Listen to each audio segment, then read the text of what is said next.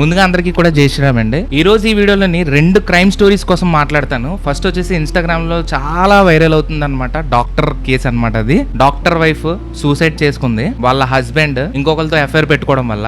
అలాగే ఇంకొక crime story వచ్చేసి ఒక స్టూడెంట్ ఆంటీతో ఎఫ్ఐఆర్ పెట్టుకొని సూసైడ్ చేసుకోవడం. ఈ 2 స్టోరీలు డిఫరెంట్ గా టచ్ అవుతుంది అనమాట. బట్ ఈ స్టోరీస్ తెలుసుకోవడం వల్ల మన లైఫ్ లోని కొన్ని చేయాల్సినవి చేయకూడనివి తెలుసుకోవచ్చు అనమాట. సో వీడియోని స్కిప్ చేయకుండా టిల్ అండ్ వరకు చూసి మీ అభిప్రాయాన్ని కామెంట్ బాక్స్ లో తెలియజేయండి. ఫస్ట్ క్రైమ్ స్టోరీ వచ్చేసి డాక్టర్ కేసు అండి. ఇద్దరు వైఫ్ అండ్ హస్బెండ్ ఇద్దరు కూడా డాక్టర్సే. డాక్టర్ ఒక అమ్మాయికి లోబడి ఆ అమ్మాయి చూపించిన అందచందాలకి ముగ్ధుడైపోయి పెళ్లి చేసుకున్న భార్యని పక్కన పెట్టేసి ఏదైతే ఎఫ్ఐఆర్ పెట్టుకున్నాడో ఆ అమ్మాయి తోటి రాసలీలలు చేయడం వల్ల ఎంతో ప్రాణంగా ప్రేమించిన వాళ్ళ భర్తని వేరే ఒకరితో చూడలేక చాలా మనస్తాపానికి చెందిపోయి తను కూడా ఒక డాక్టరే ఫైనల్ గా తనకు తానే ఉరేసుకుందన్నమాట. సో ఈ కేసు చాలా ట్రెండింగ్ అవుతుంది. ఇప్పుడు మీరు చూస్తున్నట్లయితే ఇన్స్టాగ్రామ్ లో గానీ లేదా యూట్యూబ్ ఛానల్స్ లో గానీ చాలా ట్రెండింగ్ అవుతుంది అనమాట. సో ఇట్లా ఎందుకు జరుగుతుందని అంటే బికాస్ ఆఫ్ లస్ట్. ఇంట్లో వండిన పప్పు కన్నా బయట దొరికే బిర్యానీని బాగా ఇష్టపడుతున్నారు అనమాట. మనం ఇలాంటి కేసెస్ చాలానే చూస్తున్నాము న్యూసెస్ లోని, టీవీ ఛానల్స్ లోని, యూట్యూబ్స్ లోని,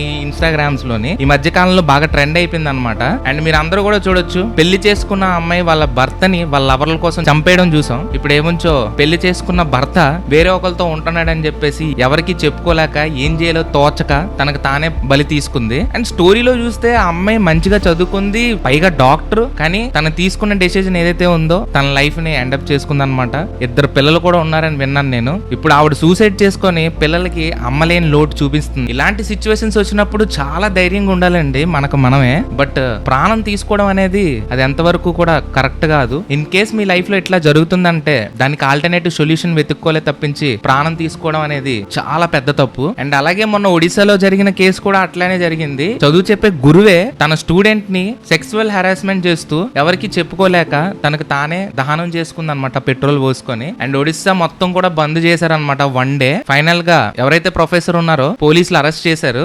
అండ్ కన్ఫర్మ్ గా వాళ్ళకి శిక్ష అనేది పడుతుంది. అండ్ అలాగే ఈ డాక్టర్ ఎవరైతే ఉన్నారో తనకు తాను సూసైడ్ చేసుకోవడం అనేది చాలా పెద్ద నేరం. ఎందుకంటే తనకి 2 పిల్లలు ఉన్నారు, అలా చేసుకోకుండా ఉండాల్సిందే. పోలీసులు అయితే వాళ్ళ హస్బెండ్ ని అరెస్ట్ చేయడం జరిగింది అనమాట. అలాగే ఎఫ్ఐఆర్ పెట్టుకున్న అమ్మాయిని కూడా కస్టడీలో తీసుకున్నారంట. కోర్టు ఏ జడ్జ్మెంట్ ఇస్తుందో వేచి చూద్దాం. అలాగే ఇప్పుడు సెకండ్ క్రైమ్ స్టోరీ కోసం చూసుకున్నట్లయితే నా కాలేజ్ లోనే జరిగింది. నేను చదువుకుంటున్న టైంలో మాకు సీనియర్ అనమాట, మెకానికల్ ఇంజనీరింగ్. తను ఐటీఐ చదివి డిప్లొమా ఇంజనీరింగ్ చదువుకోవడానికి వచ్చాడు. ఆయనది ఫైనల్ ఇయర్ అండ్ మేము వచ్చేసి సెకండ్ ఇయర్ అనమాట. కాలేజ్ మొత్తం కూడా చాలా పెద్ద ఇష్యూగా మారిపోయింది ఇది. తను చదువుకుంటున్న కాలేజ్ టైమ్స్ లోనే నాకు తెలిసినంత వరకు సిగరెట్ కి, ఆల్కహాల్ కి చాలా ఎడిక్ట్ అయిపోయాడు అనమాట మా సీనియర్. ఇక్కడ ఆంటీతో ఎఫ్ఐఆర్ ఎలా జరిగిందంటే కాలేజ్ హాలిడేస్ అనమాట. అప్పుడు సీనియర్ ఇంట్లో ఉంటుండగా వాళ్ళ ఇంటి ఎదురుగా ఉన్న ఒక ఇంట్లోని ఒక ఆంటీతో ఎఫ్ఐఆర్ పెట్టుకున్నాడు. డైలీ కలిసేవారంట వాళ్ళ హస్బెండ్ డ్యూటీకి వెళ్ళిపోయిన తర్వాత. అండ్ ఈ మధ్య కాలంలోనే అఫైర్స్ అనేది చాలా కామన్ థింగ్ అయిపోయింది. లివింగ్ రిలేషన్షిప్ అని, ఆ రిలేషన్షిప్ అని, తొక్క తోలు అని చెప్పేసి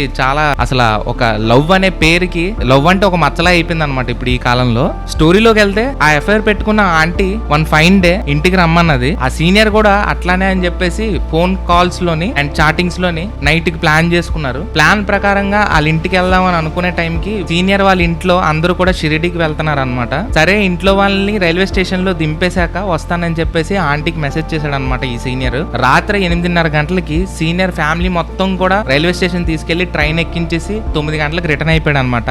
రాత్రి 11:30కి మళ్ళీ ఆంటీకి మెసేజ్ చేయడం జరిగింది ఇప్పుడు వచ్చేయాలా అని చెప్పేసి. ఆంటీ కూడా సరే వచ్చేసాయని చెప్పేసి మెసేజ్ పెట్టింది. ఆ సీనియర్ నీట్ గా రెడీ అయిపోయి ఆంటీ వాళ్ళ ఇంటికి వెళ్ళాడు అనమాట.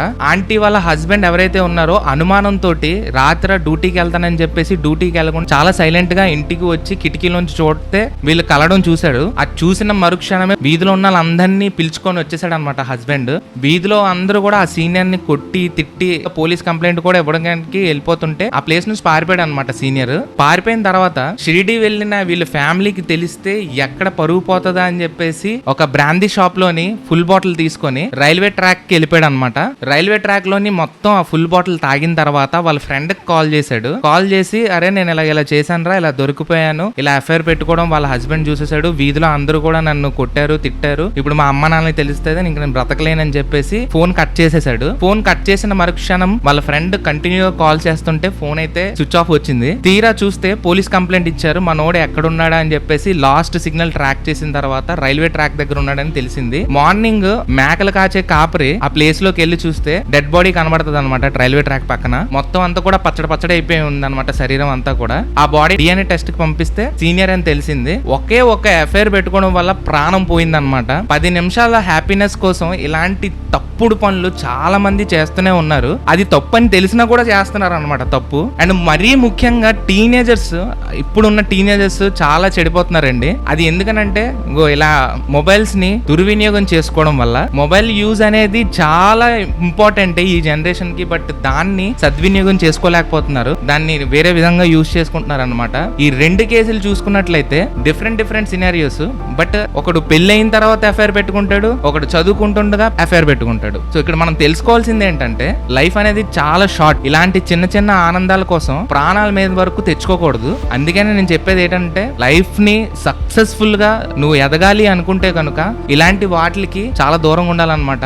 భగవద్గీతలోని శ్రీకృష్ణుడు ఒక మాట చెప్తాడు అనమాట. కామం అంటే శరీరం పొందడమే కాదు, శరీరం మీద ఆకర్షణమే కాదు, ఏదైనా వస్తువు అవ్వచ్చు, అది ఐఫోన్ అవ్వచ్చు లేదా ఇలాంటి బౌల్ అవ్వచ్చు, what ever it may be. కామం అనేది ఒక్క సెక్సే కాదండి, ఇంకా చాలా ఉంటాయి అనమాట. కోరికలు అంటారు దాన్ని. కృష్ణుడు అప్పుడే చెప్పాడు, నువ్వు కామం ఎప్పుడైతే మన మైండ్ లో మన మనసులో వచ్చేస్తుందో అదే మనకి పెద్ద శత్రువుగా మారిపోతుంది. సో ఎప్పుడైతే మీరు కామాన్ని కంట్రోల్ చేసుకోగలుగుతారో లైఫ్ లో సక్సెస్ అవుతారు. ఇదే నేను ఈ రోజు ఈ వీడియోలో చెప్పాలనుకుంటున్నది. చాలా జాగ్రత్తగా ఉండండి అండ్ కామాన్ని కంట్రోల్ చేసుకోవడానికి ట్రై చేయండి. నెక్స్ట్ ఎపిసోడ్ లో ఇంకొక క్రైమ్ స్టోరీతో నేను మీ ముందుంటాను. అంటిల్ దాన్ని నాకు సెలవు ఇప్పించండి ఈ వీడియోకి. అలాగే ఇలాంటి వీడియోస్ నేను ఎందుకు చేస్తానంటే ఒక మంచి ఇంటెన్షన్ తోటి చేయడం జరుగుతుంది. మరి ముఖ్యంగా పిల్లలు బాగా చెడిపోతున్నారు నేను చూస్తున్న ఈ జనరేషన్ లో. సో వాళ్ళు కొద్దిగా ఇలాంటి తప్పులు తెలుసుకుంటారని చెప్పేసి నేను ఈ వీడియో చేయడం జరుగుతుంది. ఇంకే ఉద్దేశం లేదండి. ఇందులో ఎవరిని ఉద్దేశించి మాత్రం వీడియోస్ అయితే చేయట్లేదు. నా ఈ క్రైమ్ స్టోరీస్ కనుక మీకు నచ్చినట్లయితే మన ఛానల్ ఇప్పుడే సబ్స్క్రైబ్ చేసుకోండి, బెల్ నోటిఫికేషన్ ఆన్ లో పెట్టుకోండి. నెక్స్ట్ ఎపిసోడ్ లో మళ్ళీ మనం కలుసుకుందాం. అంటిల్ దెన్ నేను మీ మిడిల్ క్లాస్ సైనింగ్ ఆఫ్. జై హింద్, జై శ్రీరామ్, బాయ్.